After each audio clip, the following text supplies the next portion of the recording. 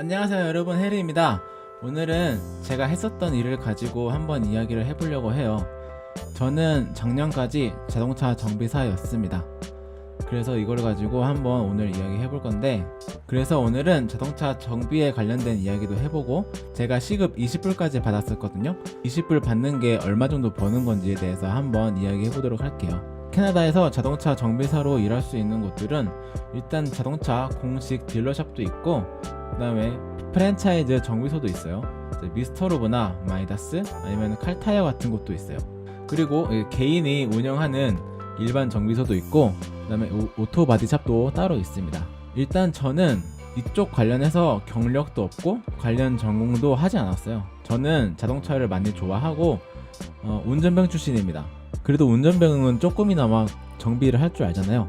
그래서 약간의 지식과 말빨과 조금의 운을 더해서 면접을 갑니다.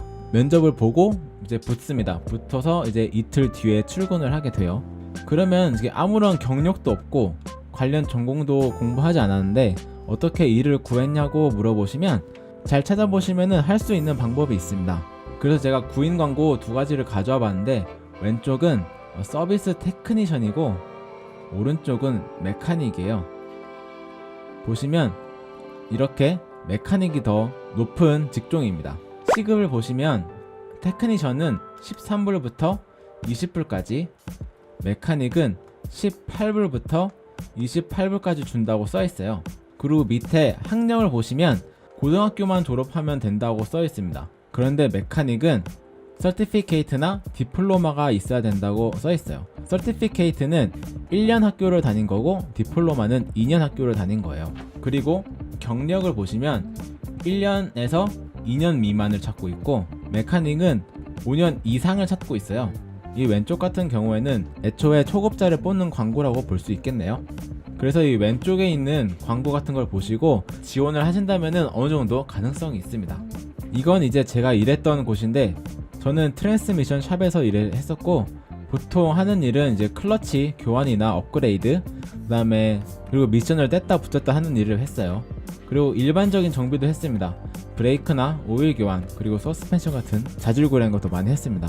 그래서 저는 이 일을 2014년부터 했고, 시급 12불로 시작을 했어요. 아까 보시면은 13불부터 준다고 했잖아요. 그래서 그런 비슷한 곳에 지원을 해서 했습니다. 그래서 보통 3개월에서 길게는 6개월마다 시급이 올랐어요. 그리고 작년까지 일을 해서 작년에는 3년 차였는데 시급이 20불을 받게 됩니다. 그래서 시급 20불 받는 게 캐나다에서 얼마 정도 버는 건지 한번 볼게요. 이건 직종을 떠나서 그냥 시급 20불 받는 거를 한번 얘기를 해볼게요. 14번을 보시면은 제가 41,674불을 벌었다고 써있네요. 그래서 보시면 하나로 3,560만원 정도 됩니다. 이제 이거는 텍스 전이에요. 22번을 보시면 이게 제 인컴에 대한 텍스입니다. 7,359불. 그리고 16번에 CPP라고 있는데, 이건 이제 연금이에요. 연금으로 1,882불. 그 다음에 18번에 EI라고 있는데 이제 고용보험, 실업급여에 대한 건데, 이것도 679불을 떼갔습니다.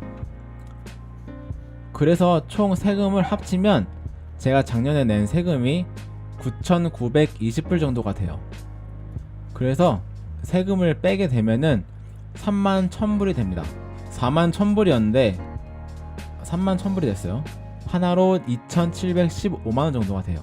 월급으로 따지면은 2,646불 정도 되고, 보통 한 달에 페이첵을 2번을 받아요. 2번을 받으니까 한 번 받을 때마다 한 1,300불 정도 받았습니다.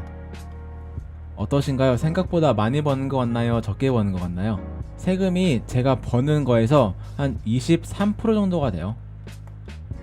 이거는 이제 제가 싱글이어서 이렇게 떼간 거고, 만약에 부양 가족이 있으면은 이거보단 좀 덜 떼갑니다. 오늘 영상은 여기까지고, 또 다음에 더 좋은 정보와 영상으로 찾아오겠습니다. 감사합니다. 안녕.